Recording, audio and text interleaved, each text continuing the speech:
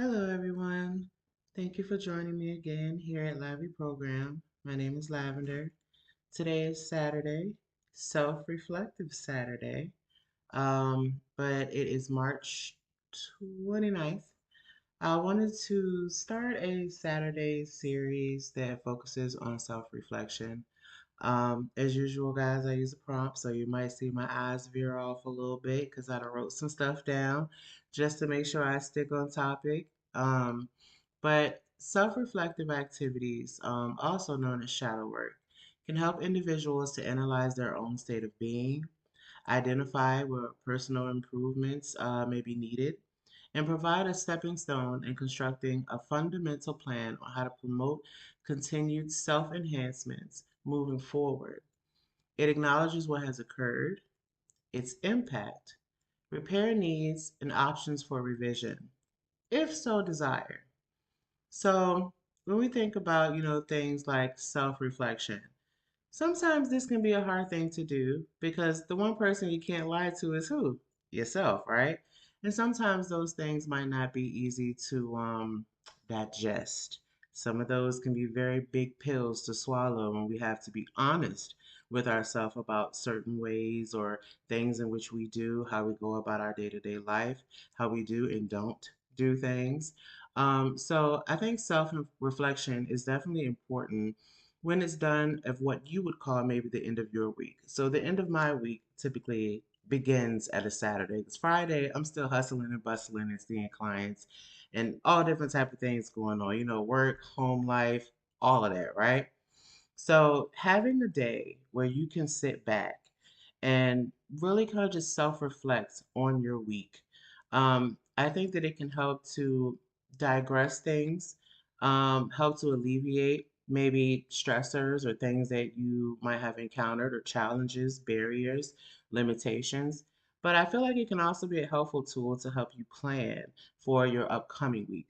So, what I have here on my prompt that I'll be reading from is just some things that I have created that I do with some of my clients as far as questions or prompts that maybe they can ask themselves at the end of their week to help them kind of, debrief a little bit and reset, rejuvenate, relax, get off the old weight of the week and kind of get that clean canvas, clean slate moving forward for the following week, right? So, one of the questions that starts here is how would you rate your overall weekly experience from 1 to 10? And then to explain. So, just kind of taking a glimpse back, thinking about the things you might have encountered, maybe stuff you did, maybe even conflicts that you might have encountered or ran through. You can rate yourself on 1 to 10. So, if I had to answer this for myself, if I'm thinking about my week, I would say my week is probably around a 7 or 8. Definitely was not a 10 because nothing is really perfect, right? But at the same time, maybe some people really have some great weeks and it's a 10 for them. But unfortunately, there were some hiccups in my week. So I would have to rate mine a 7 or an 8. The next thing you can maybe ask yourself is to reflect on two positive experiences and how they made you feel. So focusing on the positive experiences, they can help you to not so much focus on all the negative that may have occurred or things that kind of got up under your skin. So kind of reframing and encouraging your mindset to think about those positive things because it's so easy to identify all the things that went wrong, but sometimes it can be a little challenging to really focus on the things that went right, right? Especially when you got an overload of other stuff that just didn't go as right or as planned. Something else that you can do when it comes to self reflection at the end of the week is to reflect on two negative experiences and how you responded to each situation. So, in doing this type of self reflective prompt, you're identifying some of the negative things that happen, but you're also looking at how you responded to that situation. The reason this is so important because again, we can always identify things that maybe didn't go right, stuff that didn't sit well with us, but not so often do people really sit back and think about, well, what was my response to that? Was it something that maybe I could have improved on when it came to that? How I responded? What did I say? What were my actions? How did it make me feel? These are some things that can help you to better self regulate Moving forward, if you were to encounter some of the similar, situations in the upcoming week or just moving forward in life. Something else that can be reflected on is to reflect on personal accomplishments made throughout the week. Now, I think this one is a big one because, again, it goes back to thinking about those positive things that have occurred. But when you think about personal achievements, when life be lifing, and it feel like everything you do, you still be sinking and trying so hard to keep your head above water. When you look back at recent achievements, things that you might have done well throughout the week, you remind yourself of your own strengths, qualities, and traits, and how you displayed that throughout the week, how it got you through. Rather than focusing on just the negative aspect of it, maybe things that weren't accomplished, things that weren't done the way that you wanted them to be. What did I do? Patting yourself on the back because every little bit counts. Sorry, y'all, I got passionate with that one. Because I feel like sometimes we beat up on ourselves, so that type of self-reflective prompt can get you up off your butt a little bit as far as stop beating on yourself. Actually learn to show self-compassion, self-love, admire the things that you've done well, the progressions that you've made. So something else that you can ask yourself is, what were some of the difficulties or challenges that you experienced?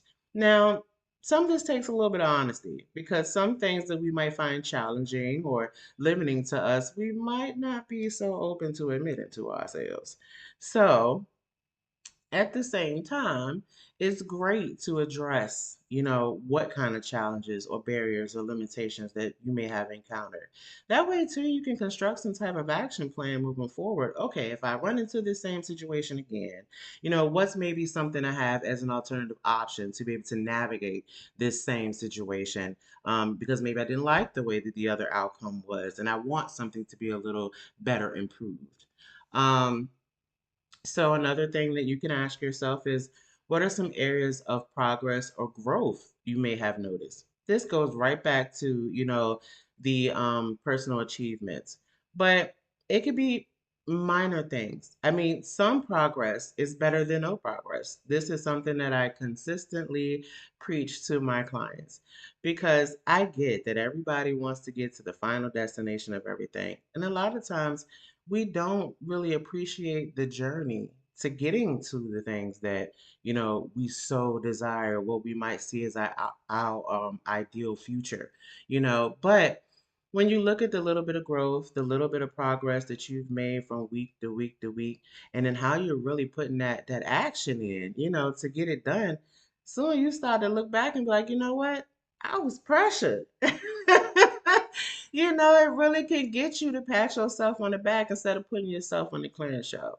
Here, we don't chop down the price. No, we do not chop down our value at all. Instead, we raise it. We raise the price. We raise our vibration. We raise our thought process. And we raise how we look at ourselves. You know, a reflection of how you see you is a way in which you'll project that out into the world. So, these questions can also assist with that as well because we want to make sure that, of course, we're not presenting ourselves as perfect or some type of illusion that, oh, we're not going through things. No, you're human. You go through things. And no, you don't have to wear it on your sleeve either. But we don't have to allow it to get us to a point where we're in a rut that not only do we feel it, but everybody can see it. All right, so another thing that you can stop and reflect about is, did you learn anything new? And if so, how can you apply this new thing in your life? So, learning something new could be something as small as something you researched, or maybe something you tried, like a new recipe, a hobby, a new language or phrase.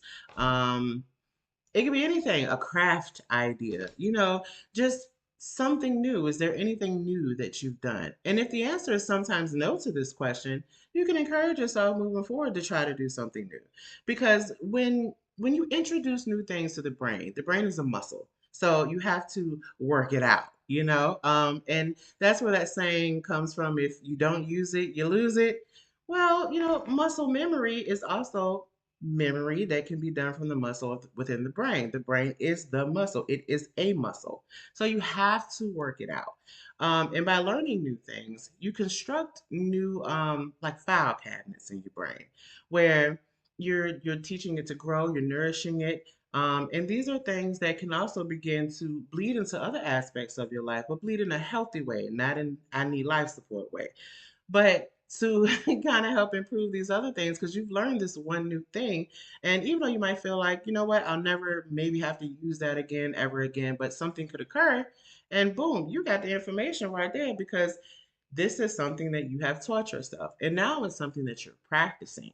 Or because, maybe life has put you in some type of situation where you now have to practice it, or where you've had to at least um, find that information and reintroduce it to, your physical aspect when you did actual action towards using that new thing that you learned.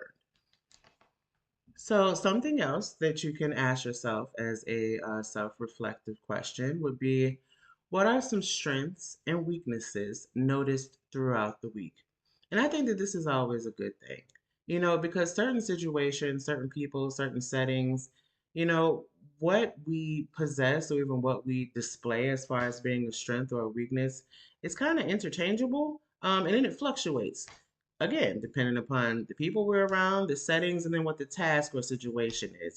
That those definitely create different ranges of skewed data and response when it comes to our strengths and weaknesses. But being able to sit back and reflect on these things, maybe things that you feel might need a little bit more work, or you might consider to be an area of concern and not so much a weakness, but something that's not as strong as something else.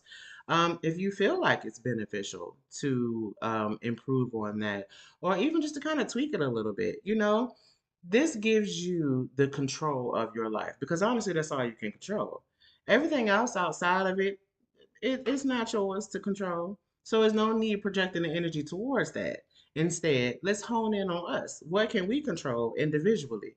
And then that way, when we check ourselves first, we ain't got to worry about somebody else checking us. People don't like for other people to give them their opinion on how certain things might need to be changed or improved on. So if you take the responsibility of your own self and you take control of your own actions and ways of being, well, you check yourself before anyone else is able to check you. And that's you just taking responsibility of your life and where it's going and even where it's not going.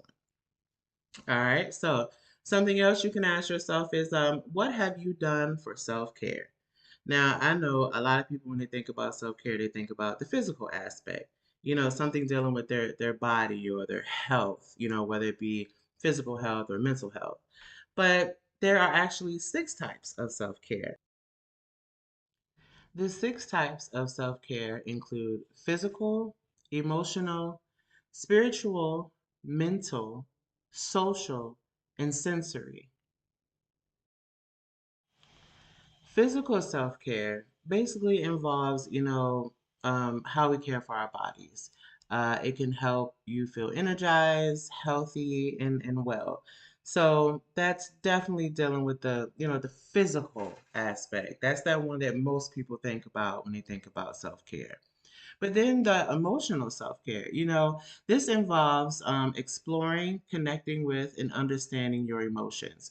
So there are various ways in which people might do that. Perhaps they might have a therapy session where they can express their emotions.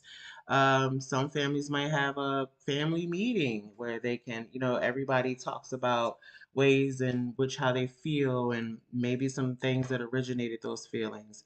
It could be other emotional connections, with whether it's with a spouse or some type of, really close associate.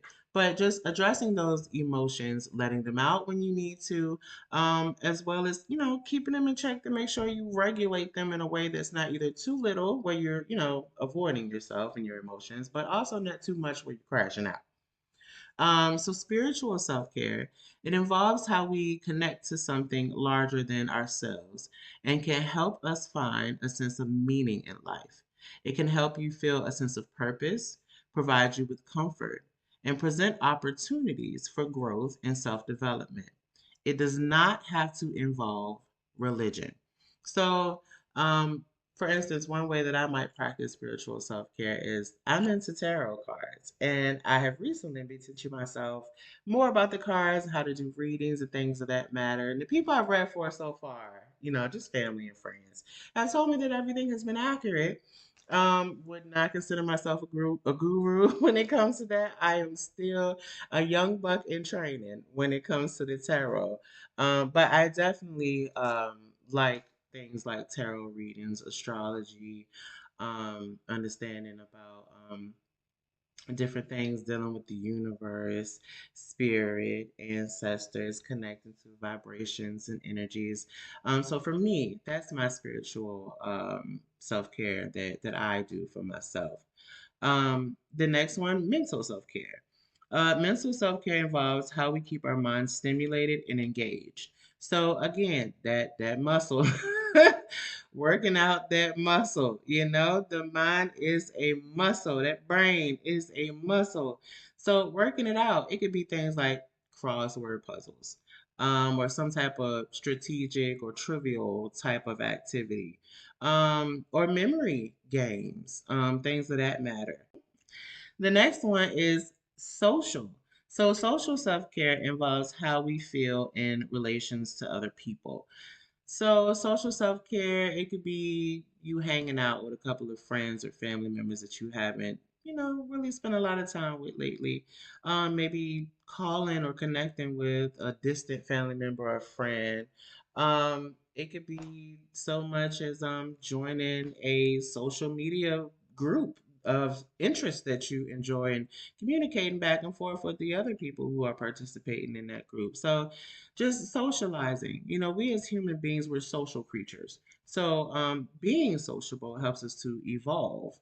It helps us to grow. It helps us to be exposed to different things that we may never step our foot in directly, but we can get kind of glimpse through other people who have.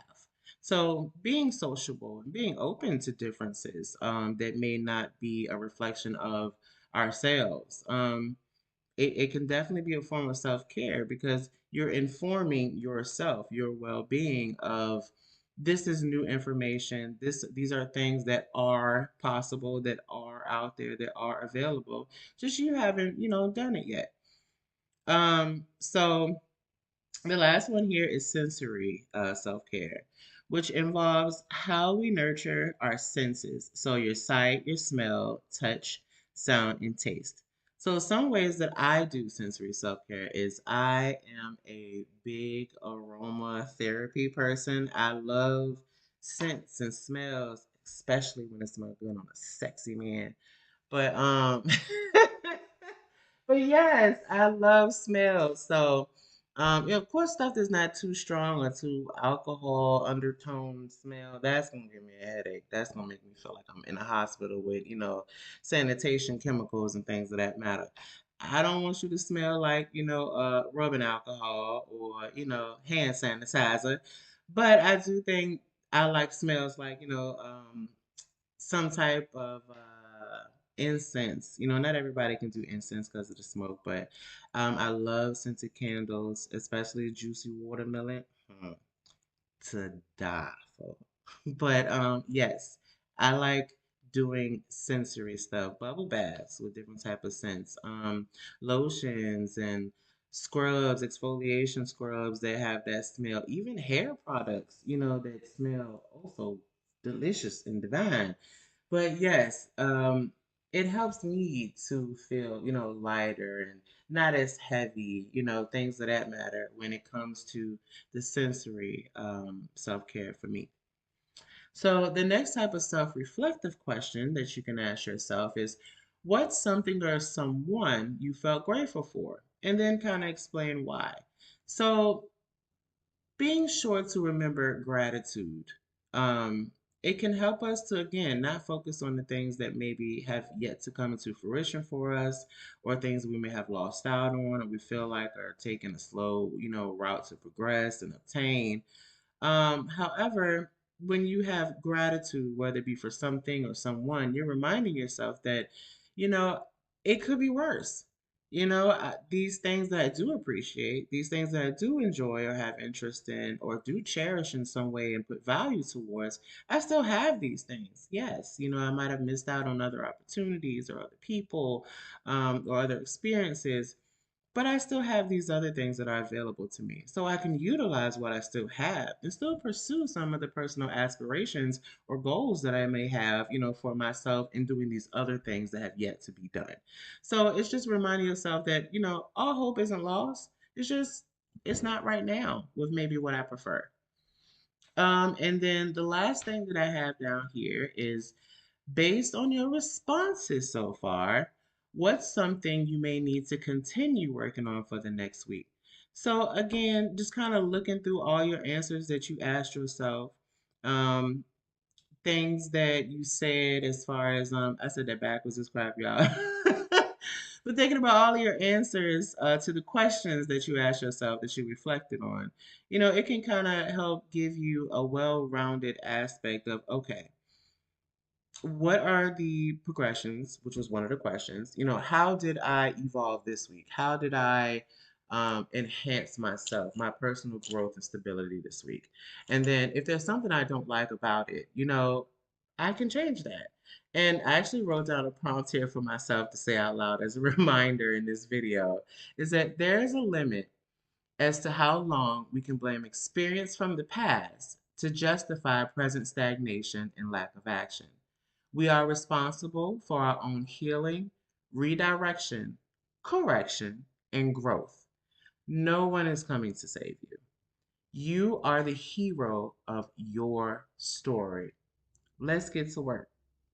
I hope y'all like this video. I hope these may be some self-reflective questions that you can ask yourself. And as always, thank you for watching. Comment below, like, share, subscribe, and I appreciate all of you. Have a great Saturday. Bye-bye.